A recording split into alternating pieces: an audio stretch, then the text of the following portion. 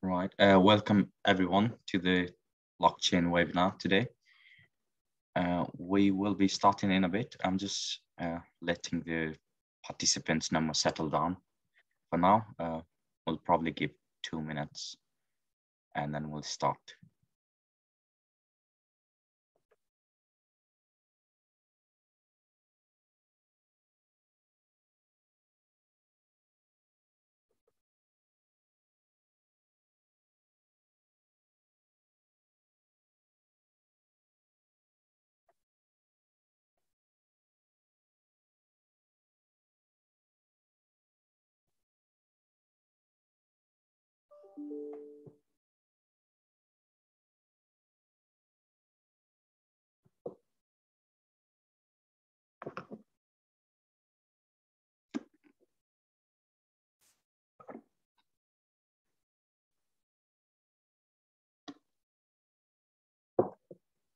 Right, we're nearly 200 now.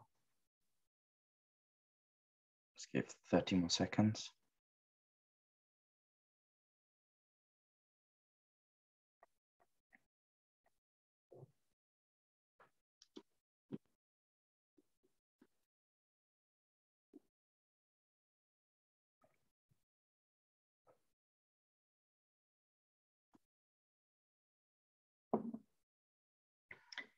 Right, okay, we'll start now.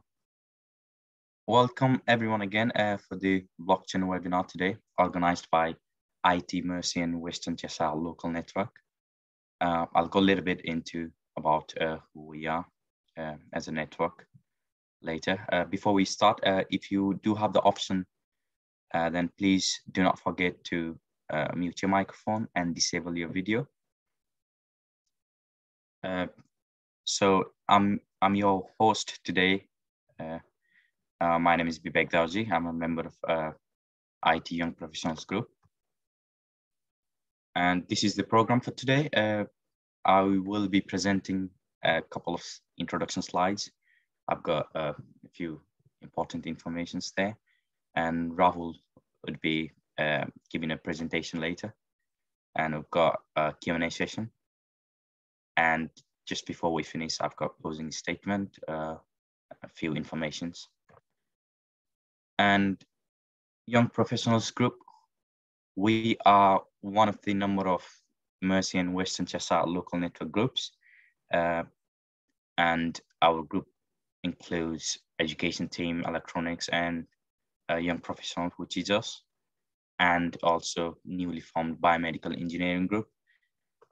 And we basically organize events, workshops, lectures, webinars, and we do have annual dinners as well. And when the COVID restrictions finally allows, we do hope to go back to face-to-face events and technical visits and tours. And we are looking for our volunteers to help us organize these kind of webinars and technical visits. So you could get involved. You could come to the events like these and webinar like this, join a group, and also involve your organization. For that, I've got my email address on the bottom of the page here. And today's webinar is going to be about blockchain. And I've got Rahul here as a speaker for this evening. So just before I hand it over to Rahul, I'd just like to mention for any questions that you have, please do use the Q&A section, chat box, not the chat, like the general chat. So without further ado, Rahul, please take it away. Welcome. Cool, thank you so much, Vivek. Hello, everyone. Bear with me while I share my screen. Which conveniently, the options always disappear from my way. Vivek, I think because I'm not a host, I cannot share my screen. Could you make me co-host if that's okay?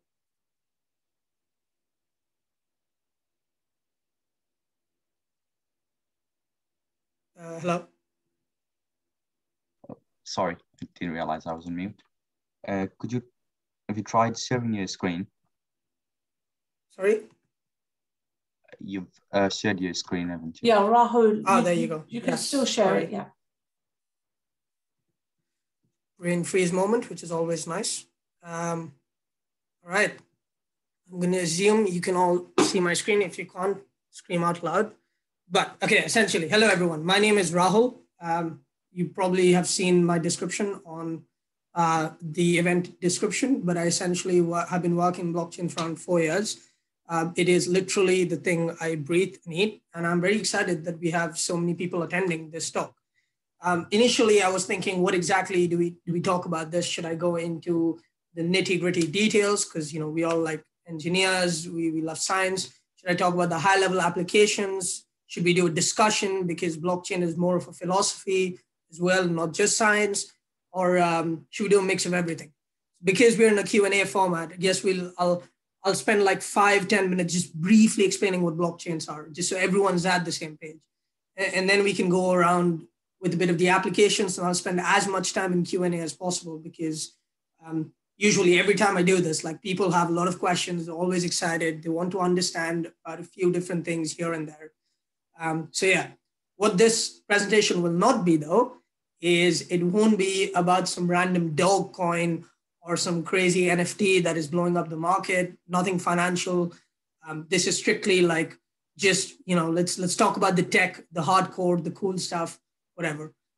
Feel free to keep shooting your questions in the Q&A channel. I believe Vivek will just throw them at me. Let's get started, right? So blockchain, what exactly is blockchain? Before we do that, I'm sure everyone here literally knows what Bitcoin is. If you don't, sorry to say, you probably live under a rock. But let's take a deep step back and understand why was Bitcoin created? Why does it have so much hype? And really, what problem does it solve here? Right? Basically, before Bitcoin, all money could only be created by the government of a country. And the value of that money was simply based on the trust and authenticity of the government. Some of you may think back in the 80s or until before then, the value of the dollar came from gold. So for every dollar that was printed, there was an amount of gold reserved by the US government, essentially. But in the 80s, 90s, they removed this peg. And from then on, every currency, including the dollar, the value of it simply came by what people believe about the government, believes in the trust and authenticity of the government, right? What this also means is we do not control our own money. It's the governments that control our money. During recessions, the size of the world's portfolio, stock markets, everything goes in half, right? And we can't do much about it other than hoping that the government does something else. We saw during COVID, government ended up printing a lot of money, right? And we wanted to essentially build a system where you could be independent of just one system or one party making the decisions, right? Because things can fail. And we don't want to base everything, our whole life's work on the trust or on faith that this thing will not fail, right? But also before Bitcoin, it was easy to counterfeit money, right? It's easy to do scams, it's easy to do inflation, and all those sorts of things. But also, if I may continue in this rant, so to speak, the problem is that there is a trust gap, right? We work in a trust economy where it's always, I am hoping that you will stay till your end of the deal, right? So for example, my father is a trader of commodities and spices of sorts. He always has to hope that the other party will actually bear to their end of the deal, right? And you might say, well, okay, if they don't, it's fine. There is something called contracts. And yes, there are contracts, but then there is lawyers, and then it's a lot of mess. It's a lot of tricky situations, a lot of time hassle. And at the end of the day, the contract's written in a language like English, where the interpretation depends on whoever wants to read it. And if everything else fails, you once again go back to the government. and you hope that they might listen to the same way you are, right? Rahul, sorry to interrupt. I think we just got a couple of messages saying that the presentation is on presenter mode. Is it possible to change it to presentation mode? We're seeing the notes as well. Oh, that's bad. All right, sorry to interrupt. Is that better? I still see the same. Okay, let me reshare my screen. Share.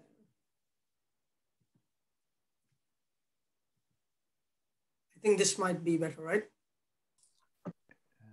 No. Still the same. Yeah. Interesting. It's how you had it when earlier.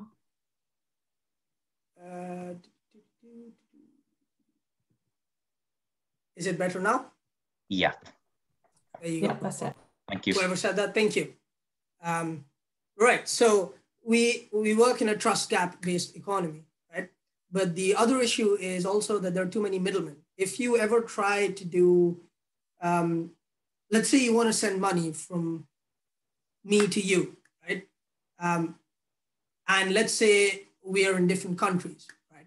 The money takes about a week to come. On top of that, there are a lot of forex fees that you pay.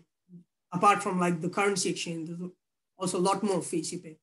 And why is that? And the reason is because when I am sending from US money to the UK, first of all, my bank does verification. Then instead of sending it directly to your bank, it sends it to another middleman, bearing in mind the bank itself is a middleman. Then it sends it to another middleman, which itself does more verification. Then the third person, then it goes to the third middle person. They do more verification and on and on and on. And that's why it takes about a week for money to end up, right? And why are there so many middlemen? Because the problem is every middleman does not trust that the other party will hold up to their end of the bargain, that they can't be sure if the other party has the right interest in their mind. So they have to redo the KYC. That is why when you open a bank account in HSBC, for example, and then you open another bank account in Barclays, you have to do the same KYC twice. It would be more efficient if Barclays would just use the same KYC results at HSBC, but they don't trust each other. And that is the trust gap that we're talking about, right?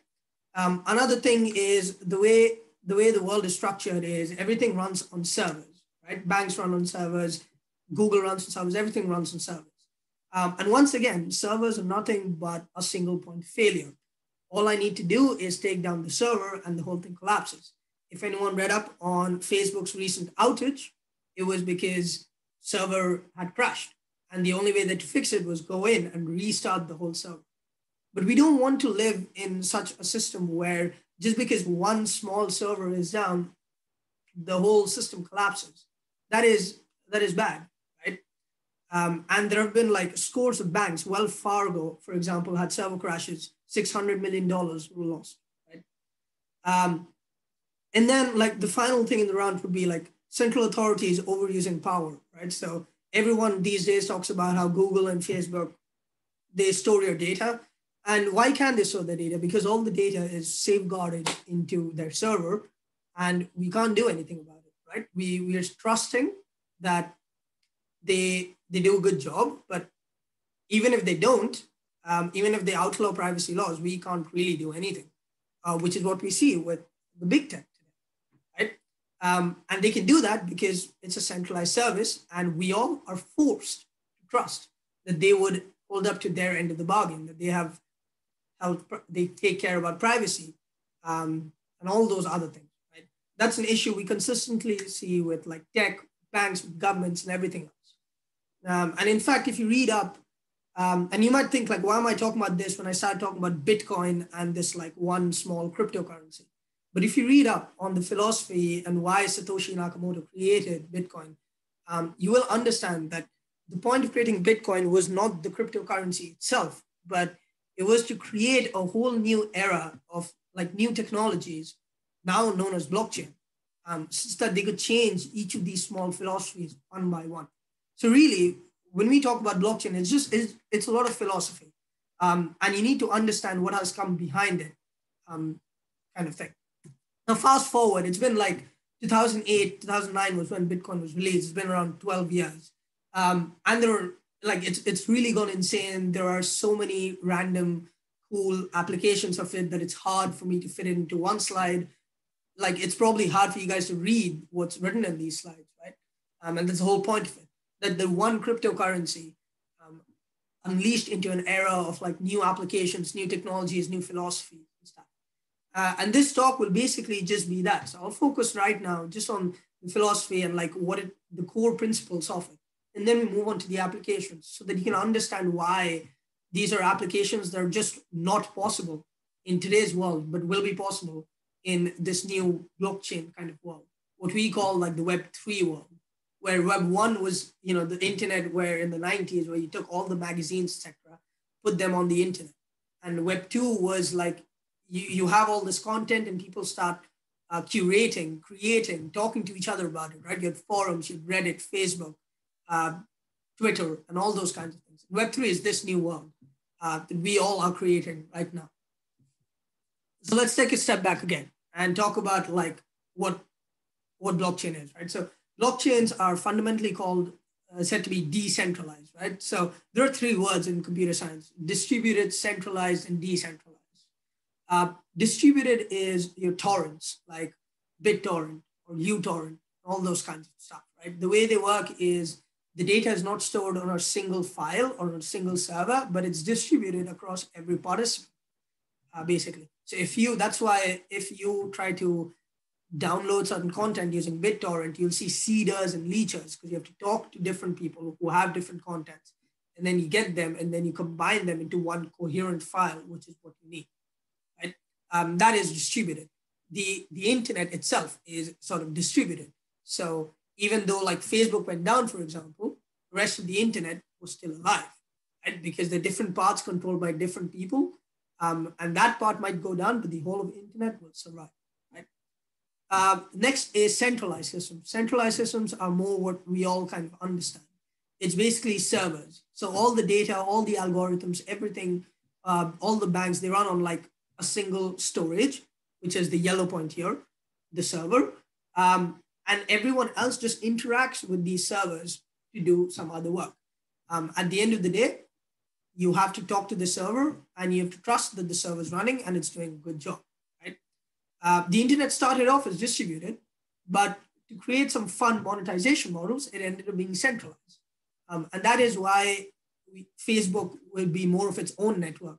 That is why when you move from Facebook to Twitter, you start from zero, because it's essentially you're joining a brand new network from scratch, because you're no more in the Facebook server world, essentially. But then came, with Bitcoin and blockchain, the decentralized world. Now, in decentralized worlds, you have what are known as several master nodes. People talk to like different master nodes. And it's fine if a master node goes berserk or just dies or does something wrong, because these people can just shift to another master node. Essentially, you now don't have to trust one single party because there are multiple different parties. Right? If any one of you is a Harry Potter fan, my favorite analogy for this is what Voldemort did, right? So Voldemort had 7 Horcruxes. Usually, right, people, and this is a bit morbid, so I apologize, but usually people are centralized. Like if I want to, I don't want to, but if you were to, I don't know, like kill someone, you only have to go to the person and kill them, right? But with Voldemort, you couldn't just go to him and kill him. You have to like grab all these 7 different Horcruxes, kill them one by one, and only then can you go to Voldemort. Right? That's why it was so hard to win against Voldemort. So Voldemort essentially sort of decentralized himself. I know this is a very weird analogy, but somehow it works. Every time I go to a room and explain this, everyone just goes like, oh yeah, I get this. So yeah, again, I don't want to really kill anyone, right? So let's go back to like some terms, right? So blockchain sort of like this jargon that has grown too far out of proportion. The real term is called DLT, distributed ledger technology. The idea is pretty simple, right? You have, going back to the decentralization, you have a bunch of servers, a bunch of computers, right?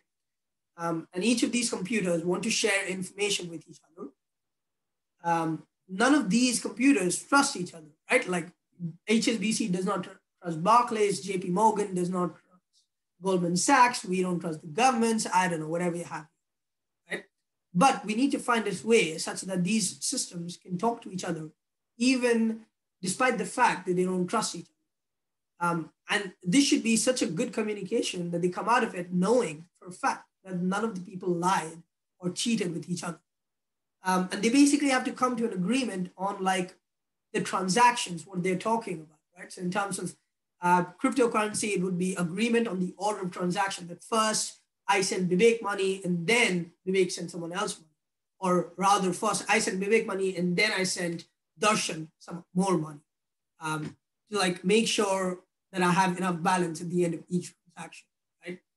And there are different kind of DLTs. Bitcoin is one, Ethereum is one, Hedera, IOTA, these all are like different ones, right? And there are some like key properties that make blockchains what they are, right? The first one's like essentially, the distributed sort of decentralized kind of space. The second one is the unanimous. It means I don't need to trust you, but we can all come to an agreement on how certain things happen. Bitcoin is no bank, and yet we all agree that I have X amounts of Bitcoin and you have Y amounts of Bitcoin, and I transferred so much Bitcoin from me to Vivek at this particular time without there being any bank in the middle or any government telling us how to do, or any leader saying that this is how it is done, right? So there should be a consensus algorithm, where consensus basically means group of people arriving to a decision, right? Like how we as a group of friends decide, okay, where should we go and eat in a restaurant? Like which restaurant should we go and eat? There has to be an algorithm like that, except we aren't friends. We just don't know each other. So I can't trust that you have the right instance in mind, right? And the next one is it has to be immutable. Immutable is a very tech heavy term. What basically means is once it's written, you can never, ever change it, right? And that's what makes Bitcoin and Ethereum and every other blockchain so cool. It's like, once it is in the database, I know for a fact that I cannot change it. So for example, but like in banks and everything else, everything can change easily. You can just call up customer service and they can change whatever you want. But in this brave new random world, this dark forest, once an entry is made into the ledger, you can never change it. And that's why I can now trust that this is right. So if all the data was there on the blockchain and HSBC sends me, me as Barclays, HSBC sends me this data, I can check if it's on the blockchain. If it's on the blockchain, I know that HSBC did not change any data, because you can't change any data on the blockchain. And so now I can trust you all of a sudden, because I know there is no way you could change any data, essentially, right? So what is a blockchain then? A blockchain is basically a DLT, a distributed ledger, except it's called a blockchain because of the way the data is stored. The data is stored in a chain of blocks. That's it. So you have multiple transactions, where transactions are someone sending money to someone else, or it could be more complex stuff. And all of these transactions are put into a block. And there are many other blocks, and each of the blocks are chained to each other. And the reason they're chained to each other is so we can agree on the order of certain transactions. We know, and we can have that immutability. We have that proof that, okay, nothing was changed because this is how the chain works, right? And Bitcoin was the first blockchain of its kind, essentially. So blockchain is basically like a subset of DLT. And the way the chaining works is, so you have a bunch of transactions, right? And then you sort of add all the transactions to get, let's say, a hash or a keyword or a code of sorts, right? And each block will have its hash, but also the hash of the previous block. And that's how it's simple to chain it, right? So block 2 has the hash of block 1 in it, as you can see in the green circle, 1Z8F. And hash, if you don't know, like, it's just a technical term. Think of it as a code, as a one-time password of sorts, right? You get it by like adding all the data in a block, and then you put it in an algorithm, and it just outputs a random alphanumeric kind of thing. But this is also cool because let's say we're on block 3 right now, and I am a bad actor. I want to change a transaction on block 2. Now, the moment I change the transaction block 2, the hash for block 2 changes. And now the blockchain is not chained anymore. And that is how you, as a good person, can figure out that nothing's gone wrong. Sorry, I'm getting a call. Give me a second. Apologies for that. And so that is how you, as a person, can figure out that someone is trying to tamper with the system, because the previous hashes does not match the actual previous block, essentially. So I'm going to stop there for a bit and pause and say if there are any other questions, because after this, we now go into the applications and the less philosophical side to understand how people are using blockchain. So Vivek, are there any questions of any kind? We've got a couple. Yeah, go for it. So it's a bit lengthy one. Says it's Mike, and Mike says, you talked about trading spices and the trust required, and that contracts are not always a good solution. I wasn't clear how blockchain/Bitcoin helps you. Surely you have the same problem that you could send goods but don't get paid, or as the buyer, you pay but don't get the goods. With bank transfers, you can at least I saw money. The question. Yeah. Can you see the question? Thank you. Yeah. All right, Mike, great question, right? So I'm going to tackle the second part of your question where you say there's very little traceability with Bitcoin. So actually blockchains they aren't like databases, which is like private. They're completely public. Anyone, including you right now, can just go to Bitcoin blockchain, Google it up, and you can see all the data. So because blockchains are basically a set of systems where no one can trust each other, everything's completely public. The analogy I have is like in a private system, I could fool you saying I have something. And I can lie to you, and I can lie to 2 people or 3 people. But in a completely public world, I cannot lie to the whole world. Eventually, my lie will get caught up, right? So essentially, there is a lot of traceability, and it's very easy to track transactions. Now, how does blockchain help with contracts? It's a great question. So blockchains, not Bitcoin, but other blockchains like Ethereum, have something called smart contracts, which is a very dumb word. But essentially, it just says code is law, right? So it says, imagine like my shipment of spices has an IoT sensor of sorts. And the code now is if the sensor emits that the GPS is at location XYZ, just automatically subtract money from whoever is at the receiving end. And once again, as I said, it's immutable, so no one can change it. And no one can sort of hack into it or tamper with it. And that's how it's a good way to solve this issue. But that's a great question. Next question was Jonathan. What stops the previous status of Bitcoin being played to remove recent transaction? I don't fully understand that question. Sorry, Jonathan. What stops the previous status of Bitcoin being replayed to remove recent transaction? Do you mean the double spend problem? Like what happens if I use the same money twice or something else? If you can elaborate, that'd be really cool. Thank you. Kevin asks, why is it so expensive in computing resources to create Bitcoins? That's a great question. Okay, so there were a bunch of slides that I removed because of the length of the talk. But essentially, you have a lot of these blocks, right? And now, obviously, at the end, there are people known as miners who verify that your transaction makes sense, that like the sender actually has enough balance to actually send as many Bitcoins, right? Now, that is very easy to check. You literally do check the balance of the sender. But there are also a bunch of other things like computing the hash, as the slide that I'm sharing shows, right? Now, the thing is, again, you're talking about a bunch of computers. The way blockchains works is, say I have computed and verified that I know that this transaction is correct. I then send it to the whole world, all the other miners, saying, hey, I'm the first person to get this. I deserve a reward. Because if you don't give me the reward, I have no incentive to like verify the system and keep this blockchain running, right? And so a bunch of people are always in this rat race of trying to be the first person to do that. Now, as more and more people come into the system, more and more miners come in knowing that there is more money, the race heats up, right? And the way you generate this hash is it's a very computer intensive process. And as more and more people fight in the race, you have to have faster, more expensive computers, faster GPUs, basically. This is a problem only for Bitcoin, not for every blockchain, by the way. And that is called proof of work, this consensus algorithm, the way everyone knows that you were the first person to verify this transaction.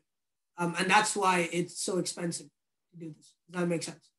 But yeah, again, this is a proof of work is a consensus algorithm. There are many others. Bitcoin chose that because it was the first of its time. It was what they went with. Now, many more evolved, better ones, right? Dave asks, if a blockchain public, does that mean everyone knows your wealth? Yes. Transparency. That is what you do for transparency. But if time permits, we can talk about ways to hide it and still prove that you are real. But yeah, it's traceable and it's auditable. And I know a lot of us work in engineering. If you work in factories, there's a lot of supply chain, right?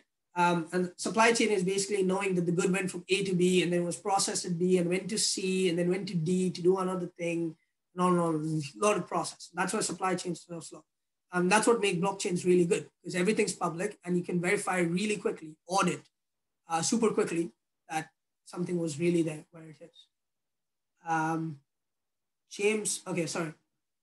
We saw him ask, I wonder if the IET career manager, okay, I don't think that was related to the talk. How can you verify that you're looking at the latest hash, looking at the chain? There are hundreds of transactions take place at any time. All right, good question. So a blockchain is just a chain of one block at a time. So if there are no future blocks on top of it, so if there are no blocks that refer to this block, then it is the latest block, essentially. If that makes sense.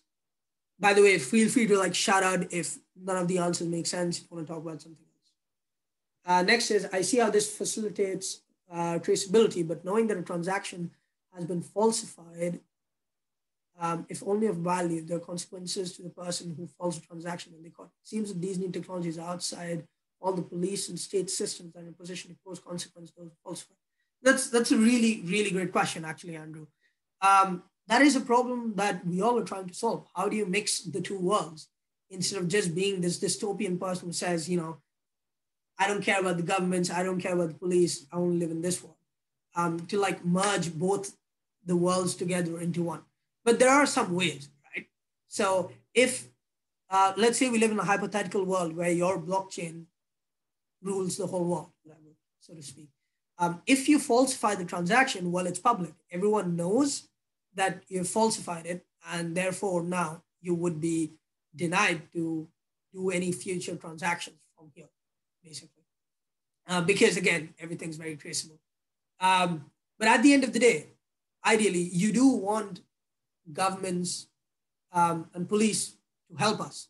The idea is that you don't want trust in just one thing. You want to distribute your trust among several different parties, so all of the parties can work together. That makes sense.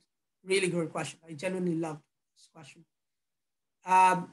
Timothy, stating that something's immutable or cannot be hacked sounds like a challenge, and people always rise to challenge.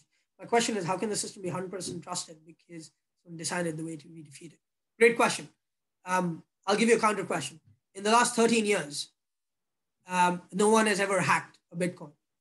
The price of Bitcoin is 60,000. I don't know how much ever it is. No one has been able to hack it. Why? Game theory, A, and B, very strong cryptographic mathematical proofs going back for 200 years. I would really love going into the details, but we don't have that much time. This is a talk for 1 hour of its own, just explaining why it is impossible to cheat at a system like Bitcoin. But if you know a bit about proof of work, what you will understand is, say we are in block number 50 and someone wants to hack and change a transaction block number 4, that person has to recompute the hash at block number 4 and then recompute the hash at block number 5, 6, blah, blah, blah, all the way till 70. But this person also has to do it before a new block number 71 was added to the chain. And as more and more people joining into the blockchain space as miners, it's becoming increasingly harder to even verify one block, let alone change the hashes of 50 different blocks. And this is all baked into the game theory mechanics of every blockchain. But yeah, like I'll drop in my contact details. We can talk about that later. Chuck asks, if the hash or one-time password is wrong or corrupted, who is accountable? Someone is always accountable, right? Okay. What do you mean the hash is corrupted? The hash is just like an algorithm where you put in all the data and it outputs something else, basically. Do you mean if the algorithm was coded wrong or something else? Yeah. Next is, okay. Vivek, do we want to continue? Okay, actually, I'll pause. Do we want to continue? Do we, as in all the participants, want to continue with these amazing questions that I'm really enjoying? Or do we want to talk about the applications of blockchain? I think that's an open question for whatever people want to talk, whatever people want. I think there's a chat. Feel free to like drop your ideas there. Right. Yeah, I mean, if you'd like, we could cover a couple of slides and then we could always come back to these questions near towards the end, can't we? Okay, sure. Okay. Great questions, by the way, everyone. Okay, so I'll like talk about 2 or 3 different applications really quickly, and then we can move back to these fun questions. As I said, the best thing about like blockchains, giving talks about blockchain are these questions. So it's pretty cool. Right, okay. Let's go back to the blockchains, right? Let's pause questions for now.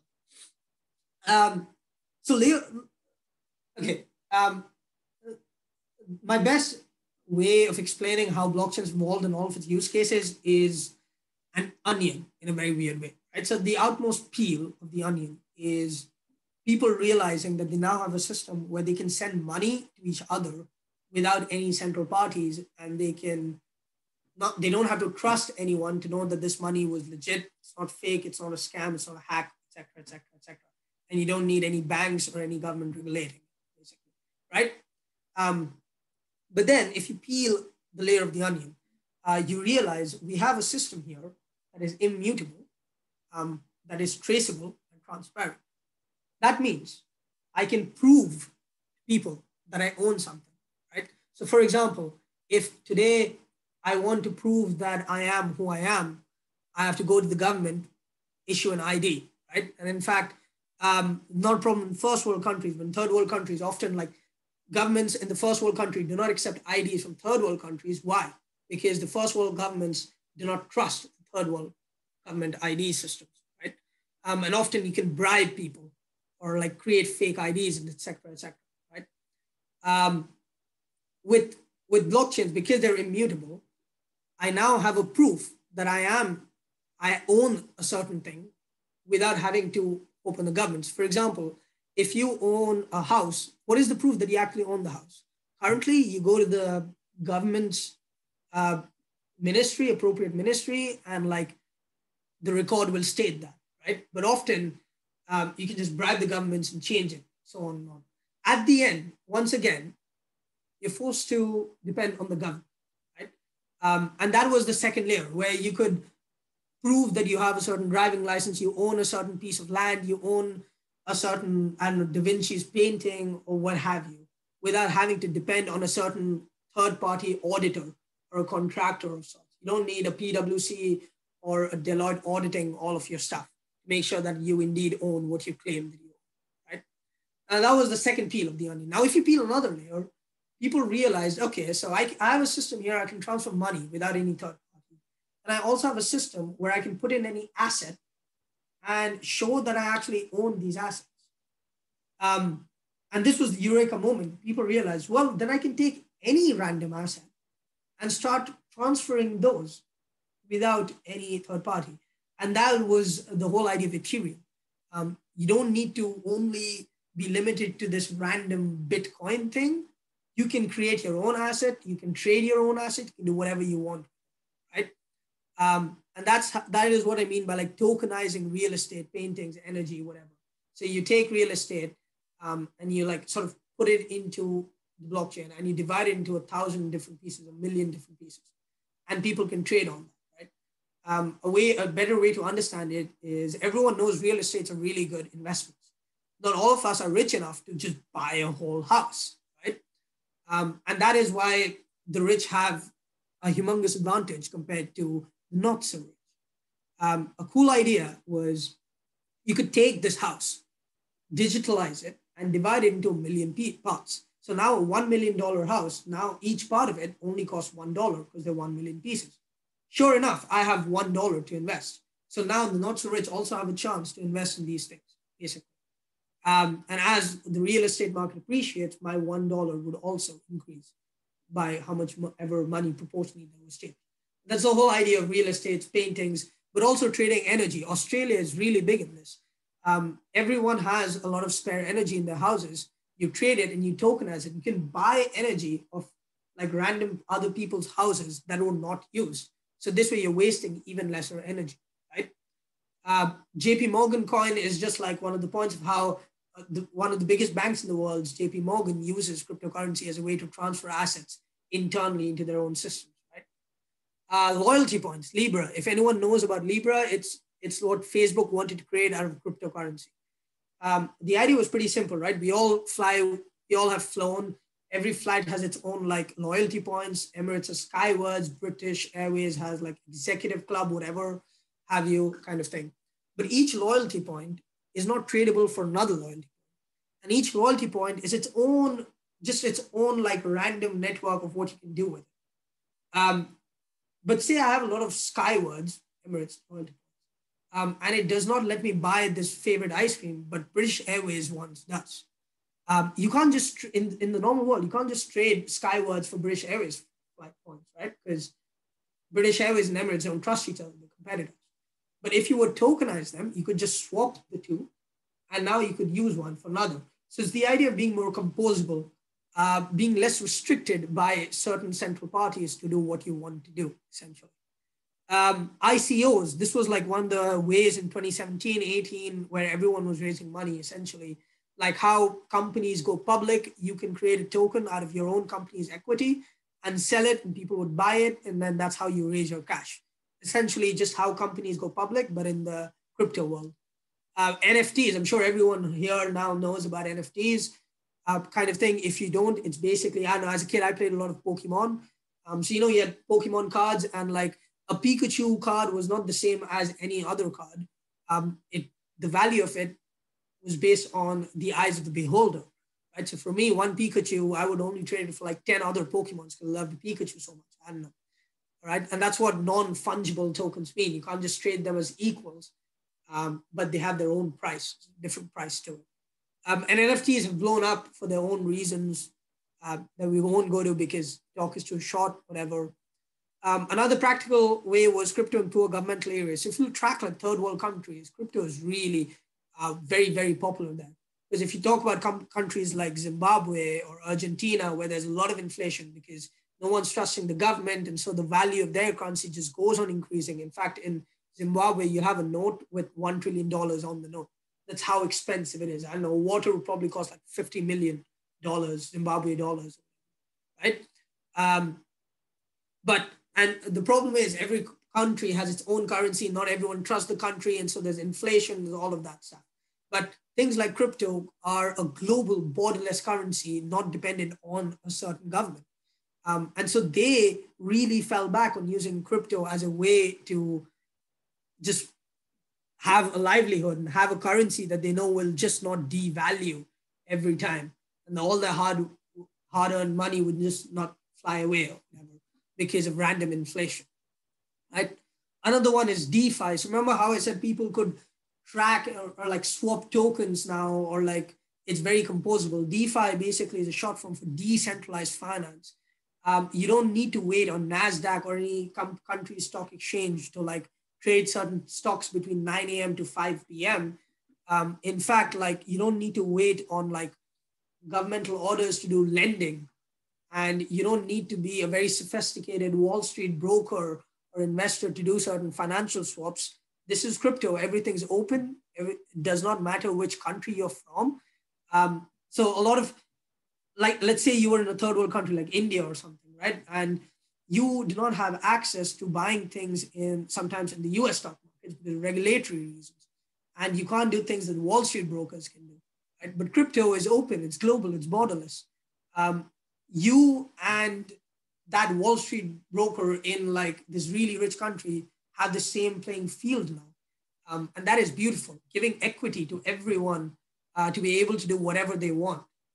That is what like the essence is of like giving everyone a fair playing ground to start with. Does not depend on which country you come from or where do you live or anything else. No one gets to control that, right? And that leads to like what I call the user-owned economy. Essentially, like imagine everyone here uses like Facebook or Google or whatever, right? But we, even though we're the users, even though it's our data, we cannot profit from Facebook and Google stocks. You have to be an investor to do that. In the crypto world, the way this works is if you use the protocol, we will give you a piece of equity because you have used my protocol. You now have a skin in the game for using my protocol as well, giving people ownership so that they don't feel it's unfair, essentially. Like we use Facebook all the time, but we don't get anything out of it as such. But here, like no monetary value out of it, at least. But here, you have a strong sense of ownership. It's decentralized. You own your own part of it. You have skin in the game. So you are now incentivized to make sure that the protocol or the product does what is right, etc. I know we're out of time, so I'll stop my rant there. But there are a lot of other cool slides that I had planned around like identities, improving identity to you, or like supply chains, how supply chains use blockchains basically. There is a whole part of like private blockchains, having like a distributed, decentralized version of AWS essentially, and how that would actually make the internet better, not just for philosophical reasons, but also for bandwidth and cheaper data and make it more accessible to people from all parts of the world. And all like fun, like really fun challenges and stuff. But I'll pause there and I'll go back to questions.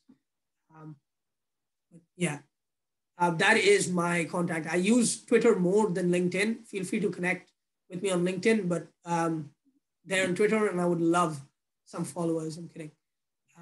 Yeah, I'm Rahul 20x on Twitter and I'm Rahul Kothari on LinkedIn. You guys want to hit me up there. I will now move on to questions for the remaining like 13 minutes we have left. Right. So first question I see is Suzanne, continuing on Mike's question. From your answer, it seems you can be sure of getting your money, but how does blockchain ensure you get your goods? Is there some kind of a double key to the release of money? For instance, does it mean that both buyer and sender have to turn a key for the money is released? Does it allow the buyer to turn a key if he gets the goods and seller to turn a key to get the money?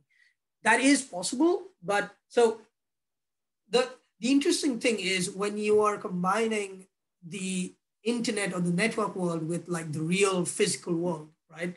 And there are some ways like using IoTs, but at the end, it does depend on the human and also like a bit of the algorithmic side. And that is why I say like a lot of like hardcore crypto fanatics will talk about how they should like kill the governments and kill every auditor and none of them should exist. Even though a lot of my introduction may have appeared like that, I promise you I'm not like that. You do need a bit of a mix, essentially. You always have to trust on the human side, but the key of the blockchain is to reduce trust as much as possible. At least we now don't have to trust on like the data side, the algorithmic side, or the digital side of things. I hope that helps. Jonathan asks, I have equivalent of 100 in Bitcoin, complete a transaction to get goods and service, later restore the previous state where I have the 100. So Jonathan, your question is you sent someone $100. But then how did you receive it back? The only way you would do that is by hacking the system. And there are very strong mathematical proofs guaranteeing that it's not possible to hack. In fact, like in the last 13 years, no one has been able to do it because of these strong game theoretic mechanisms. Are we going to talk about the ethics of blockchain? What do you have in mind? That's a very interesting question. Feel free to write what you have in mind. Sorry, Dave asked, what program or application do I need to read or write blockchain transactions? Okay, while I'm sharing my screen, actually. Let me stop sharing my screen and then reshare something else. What I'm going to do is very exciting. I'm going to show you guys some blockchain transactions on Ethereum. So, share my screen. Let me open my browser and let's go to Ethereum Block Explorer. As simple as Googling it. You don't need any transactions, nothing else. Like you open whatever came first. And just like that, for example, let's see one of the latest transactions. This is the hash of the transaction that we spoke about. There's the sender, the receiver. These are random addresses, but just like how you have bank account numbers in cryptocurrency world, you have what are known as addresses. Exactly the same thing. And you can see someone, so we know there's Coinbase, but someone took their money out of Coinbase. They took $100 worth of Ether out of Coinbase into their own account, basically. So it's very easy. Just go to etherscan.io and you can see whatever you want. If you have your own address, you can see all of your transactions, the history of time, basically. But yeah. Reshare to my slides.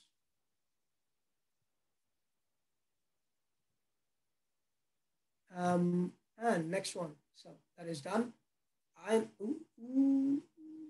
Ian asks, if the blockchain is used to store personal data, how do you solve the right to be forgotten? GDP, I assume. Yes, that is a really good question. So you actually do not store extremely personal data on a blockchain. You store it on other services and you put a hash of it onto the blockchain to avoid this exact problem. So there are workarounds, basically. But I don't want to get too technical here just to like bore or confuse people. I know I've already put in a lot of information here on everyone's heads. So, Mike, people have not hacked the Bitcoin blockchain itself, but there are many examples of exchange accounts being hacked and money being stolen. Yes. What are exchanges? A lot of exchanges like Coinbase, Binance, whatever have been hacked.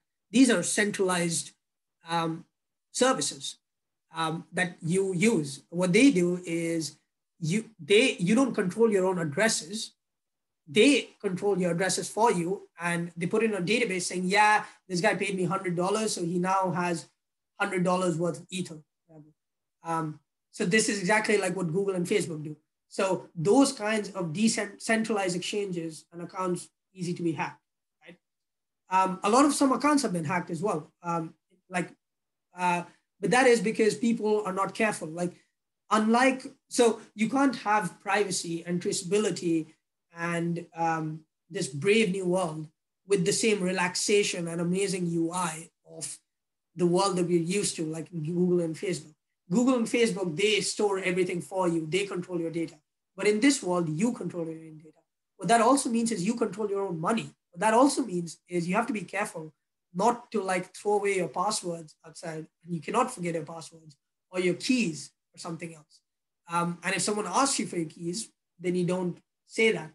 And that's why a lot of accounts and exchanges are always hacked, basically. Kevin asks, what are these blocks actually? Where are these blocks physically hosted?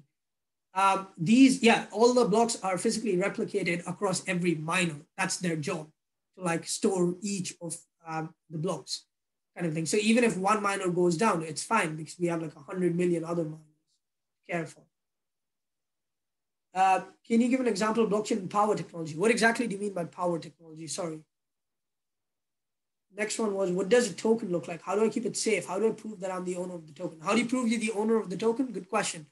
You go on something like Etherscan, you put in your address, and there it'll show that you own a certain token, right? For example, we go to this random person's address. He has 0.01 Ether, and he has this random Elon coin, and he has DAI and everything else. What was the other part? How do I keep it safe? You keep it safe by not giving your private keys anywhere else, basically. John asks, I understand how tokenized asset can be traded, but how is the first step authenticated? How do you prove that you own Da Vinci painting without relying on traditional authorities like art experts or auction houses? That's actually a really, really good question. Wait, sorry. I scrolled by mistake, so the questions are haywire now. Give me a second, because I didn't read the whole question. Okay, there you go. It's back up. How's the first step authenticated? Right. So the point of the blockchain, as I said before, is to minimize the trust gap in the internet world. the internet world does not tap into the physical world directly. There are some like ways. So for example, you could do what we currently do, that is rely on a traditional authority, but you can also decentralize that. You could also have a ton of different authorities, not just one, not just your government, but a ton of different NGOs of sorts, all working on making sure that you actually own the property. Now, what's their incentivization to do that? Well, back into the blockchain game, right? What's the incentivization from miners to make sure that the blockchain is not tampered with? Well, because they get a reward for doing that. So you give these NGOs, these verifiers, their own auditing thing. So at the end of the day, you basically get a bunch of people to do the job, and then you give them a reward for doing it, basically. And that is how you can minimize trust on just one person. Next, I hope that answers your questions, by the way. I'm sorry, I'm racing through all the questions. I don't want to leave any questions unanswered. Bob asks, Bitcoin miner can make money out of thin air. Okay, so everyone wants to do it, yet the energy cost is catastrophic. The environment is environmentally unsustainable. What is the alternative? Great question. I wouldn't say out of thin air. That is wrong. You cannot make things out of thin air. But I get your question. Proof of work, which is the consensus algorithm on which Bitcoin works, is environmentally bad. That is why all the innovation, all the new kinds of blockchains don't run on Bitcoin. Everyone runs on things like Ethereum. And there are many different, really cool consensus algorithms. Read up on proof of stake or delegated proof of stake, or gossip about gossip protocols and all those fun stuff. Now, all of these are really green, super cool technologies that is really good for the environment, basically. That is a con of Bitcoin. There are many cons of Bitcoin. That is one of them. The fact that they will not change the consensus algorithm because it's immutable, sorry. Is there a limit to how many Bitcoins can be created? Yes, there are 21 million or 36 million. I think they're 21 million. 21 million Bitcoins, and there can be no more than that. John asks, if Bitcoin mining takes up as much electricity as the 7 biggest countries, increasing of legal, where will this all end up? Well, so if you work in blockchain, you realize that Bitcoin is no one really cares about Bitcoin within the blockchain space. Bitcoin was this thing, it was the first thing, great, but none of the cool innovation happens there. None of the cool new exciting stuff happens there. It's frankly really, really slow if you've used it. It's really expensive. It's not worth it. Bitcoin is famous more amongst the non-engineering circles, non-blockchain circles, because they are just understanding or opening up the technology. And what's the first portal into the technology? Bitcoin. And that's why everyone keeps buying Bitcoin. If you read up on things like Ethereum, for example, they run very differently than Bitcoin. Every small detail of it is different. And it doesn't use as much energy. In fact, it doesn't even need mining. It requires staking, which is a whole different ballgame. It's another 2-3 hours of discussion. Not go into it. But basically, get out of Bitcoin. There are many other cool, really exciting, genuinely fundamentally cool technologies out there. Just stop talking about Bitcoin, basically.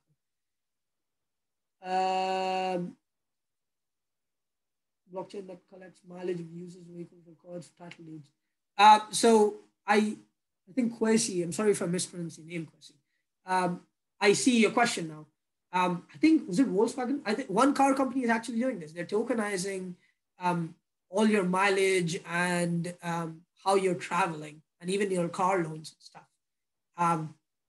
The idea is loyalty points, for example, issued on the blockchain directly, or a proof that how you're using the car and stuff like that. You can read up. There are a lot of cool ones. Lani asked, when you hear of wallets being hacked, is this due to personal data breach, not the hacking blockchain? Yes, this is due to personal data breach. Pat asked, quite a large percentage of transaction fee. Where does that go, i.e. who gets it? In the blockchain world, miner. In the banking world, the banks, the centralized authorities, the governments. Sarah asked, what type of work does Rahul do when working with blockchain? I am a protocol developer. So I used to work for the Ethereum Foundation, which wrote Ethereum. I'm now moving to work at Reddit. I'm sure all of you know about Reddit, but Reddit is basically doing decentralized social media. Just Google Reddit community points and you'll know what it's about. Essentially, community points becoming tokens So like all our users who use Reddit now have a financial incentive. Like we are thanking all our users for using us. Giving you guys an ownership of the internet, basically, what we have built, what you have built. Talk asks, if we are using cryptocurrencies to pay for goods and services, are we still not suffering from inflation, deflation, as people need to buy these cryptocurrencies with real fiat money and fiat values? So currently, people have to get into crypto by changing with fiat money. But you can always just ask someone who is in crypto, like send you some, right? The goal is 30, 40 years from now, we live in a world where there is no fiat currencies. Everything is just crypto or pegged to crypto, basically. So right now, all the currencies are always, it's like, oh, it's this many dollars, it's this many that, it's this many pounds, etc. But the goal is to reverse that. So like measuring everything in an ETH or in a Bitcoin kind of thing. That makes sense. Sorry to interrupt, Rahul. I think people are leaving in. We just went a little bit over the time. I've got a couple of really important information about CPD and other things to give it to them. So if you don't mind, can we take 1 or 2 questions and then do the closure? Yeah, that's fine. Right. Let's see. What is Bitcoin halving? What is what? Oh man, I love these questions, but we don't have that much time. Essentially, the way Bitcoin halving works is it's like it determines how hard it is to verify a new transaction. So basically, it checks how many blocks have been mined in a particular period of time, and if there have been too many blocks, then you have to increase how hard it is. And the way you increase it is by making it hard to like get the hash, but also reducing the value, reducing how much Bitcoin you give as a reward. Okay, I'm going to stop now. Thank you so much for your questions. I hope you all learned as much as I did. I hope you will now venture into the dark forest like I once did. Follow me on Twitter and on LinkedIn. I do a lot of like threads on Twitter explaining really like hardcore technical stuff. So away from all the scams and the stupid prices, the random buzzwords, just like core on how like on what's working and how do we fix it and all of that. Please follow me on Twitter. I'm Rahul20x and on LinkedIn. I'll see you around. Thank you so much, IET, for having me. Okay, I will just share my screen if that's all right, and give a little bit more information. Right. You can see my screen, can't you, Rahul? Yes. Yeah, okay. Right. Thank you everyone for posing such an interesting questions. Unfortunately, we didn't have enough time to answer them all, but we could probably send an update with the answer. I think IT allows that as well. So if you like that, Rahul. And I've got a couple of information. I know a couple of people asked about the CPD certificates. So for that, if you could email me on vivek.darji@itvolunteer.org, me and Darshan will issue you a certificate. You do get 1 hour for attending this webinar. And we do also record this webinar and upload it to our YouTube channel. So if you've missed anything, feel free to go there and catch up, and also help yourself with other recordings as well of our past webinars and events. And for any other questions, go to our communities. The link is there. And if you've got any specific questions, you could also email me that. Now, finally, thank you everyone for attending this. And as Rahul mentioned, if you've got any questions and would like to interact with Rahul, please go to his LinkedIn and Twitter. And while you're there, you can visit us as well. Follow us so you'll know our future events and webinars like this. And just before that, I would like to mention IT are doing this survey about diversity. So if you could please go to the chat box and click on the link and fill out the survey. It will only take a couple of minutes. That'd be really appreciated. And yeah, thank you again. Thank you, Rahul. Thank you, Sandra, for facilitating this. And thank you to all for attending it, the webinar. And I hope you have a lovely evening. Take care. See ya. See everyone. Bye.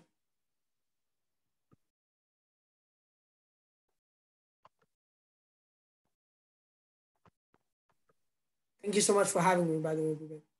No worries. No worries. Thank you all. It was interesting, and it seems a lot of the audience were happy. So we could potentially do another one in 2022, depending on. You don't have to did you guys get what you were hoping for out of it? I really enjoyed it. I thoroughly enjoyed it. Yeah, I had a couple of my own questions as well, but I think we'll. I will pose you later. Yeah. I think I should be ending the webinar right now. Yeah. So I'll do that now, and we'll talk about it later. Yeah. Cool. All right. All right. Bye. Thank you.